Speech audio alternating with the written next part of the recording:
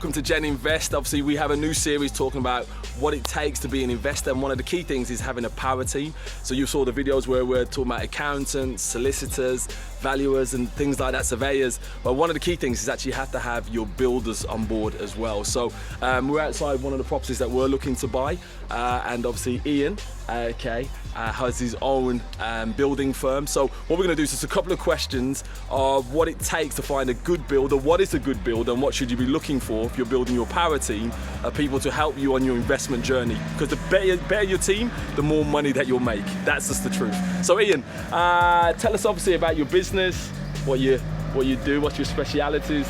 We're a building company. We're based in Droitwich. We specialise in structural repairs. We've been going now for about 7 years. We started off as an insurance repair specialist and then moved on into specialising in structural repairs, which I've done now for about 7 years or so. Fantastic, fantastic. And I think you've talked about your team's probably a team of, is it 8 people or something like that? Yes, you are. So there's 6 directly employed staff and then a big pool of subcontractors as well. Fantastic, fantastic. So if I was looking for a building firm, okay, let me go back. Why is it important to have a good builder a part of your power team if you're looking to be an investor or get into property development or property investing? Why would you, from your opinion, why do you think that's important?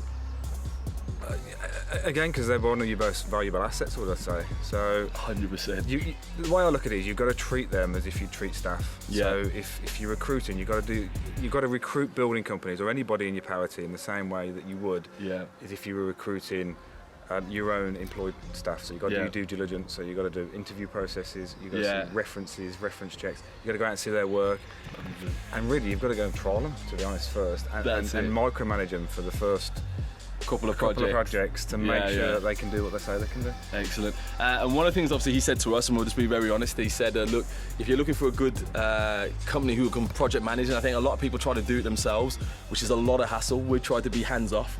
That look to pay a premium, and it's okay if you pay a premium because one of the things I think you said to me, you don't want to hassle. Okay, so what would your company bring to someone? Let's say they're an investor.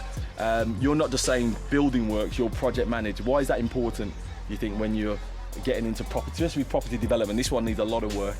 Yes. Probably about 35, well, you're saying more than that, so probably about £45,000 worth of work easily on this one. Well, again, people like yourself. Yeah. And I suppose your investors, they've got their own businesses that they're running that they want to invest the money into, but they don't want to invest their time into the project. Therefore, if you've got a good builder on site, he will project manage it for you. Somebody like me, I manage it off site, and then I'll put a site manager on here who will manage it on site. Fantastic. And he'll liaise with you, he'll liaise with me, and then everybody in the loop is kept fully communicated. So I don't need to be I don't need to become the expert or anything like that. Okay, I know what I want. We set the budget, we agree at the beginning. Okay, and how do you work when it comes to pricing? Like, do you work with fixed prices, or how so when someone's negotiating on a price or looking at a price, how do you best work? What should they be doing, or when they're talking to a builder or firm of builders? It depends really. It depends what's quoted and what's estimated. Quoted and estimated. So things like your rewire should be quoted. Central heating will be quoted because they're not really going to change, and if there are any amendments to it, the guys should be able to eat it up in the cost that they've already given.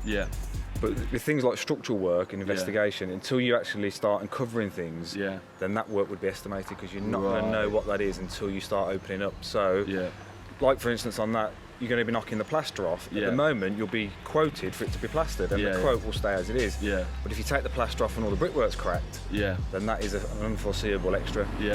So again, it's just having a good builder who's going to communicate with you throughout every step of the process. Again, if something's uncovered, we let you know so you can make an informed decision early on. And I always say start with the end in mind. So know what you want. Know exactly how many plug sockets, all the finishes you want in each room, because as soon as we start building, and people think it's trivial, I just want to move that doorway over a couple of feet, and we go, that doorway's now going to cost you X amount of pounds. Another 500, and it all starts mounting up a couple of hundreds before you know it's thousand. And then on a project where you've budgeted 30 to 40 grand, you need a few £500 extras, and you've spent yourself another 5 or 10 grand on it. So. Okay, there we are. I'm keep on learning as well. I keep on learning. This is what it's all about. So literally, that's what we wanted, was just a quick video, okay, to talk about when you're looking for a builder, what you should look for. Is there a qualification also that some people might say this person's got a qualification, and we've got trustthetrade.com and things like that. But is there qualifications that we should be looking for, standard within the market that we should be looking for as well? I think things like trust the trade and endorsement schemes are good. Yeah. You've just got to make sure that the builder isn't paying for the referral from the endorsement company. But I would always say to people, again, you do the same as when you employ somebody. Yeah. If you ask me for a reference, I'm going to give you 2 people that are going to give me a good reference. You're going to get good feedback. Yeah. I would say to you, why don't you speak to my last 5 customers? And we may not have gotten perfect first time, but we will have put it right in the end. And the customer goes, do you know what? They said they were going to do what they were going to do, and I'm happy with the result in the end. So I would say, don't just speak to the referrals that they give you. Speak to their last 5 or 6 customers. There we are. Okay, that's a number 1 tip there if you're going to be successful in property investing. So as we said, listen, your power team is so important when it comes to property investment. You cannot do it on your own. A lot of people, you're trying to do it on your own, and that's where people lose money. And I've seen a lot of people lose money in property. So as much as money you can make, you can also lose a lot of money in properties as well. So get the team right. We're going to put the details of obviously Ian and his firm on the video. Okay, so if you have, you cover the West Midlands. We do, yeah. All right, so if you're looking for a builder in the West Midlands, he's going to be doing some work on our property, on our structural issues, potentially the whole works to make it easier for us. So we're getting an estimate and a quote. We're in there on there. So if you're looking for a builder, look at the details below, and obviously you can contact them directly. So obviously, listen, this is GenInvest, and let's go and make some money.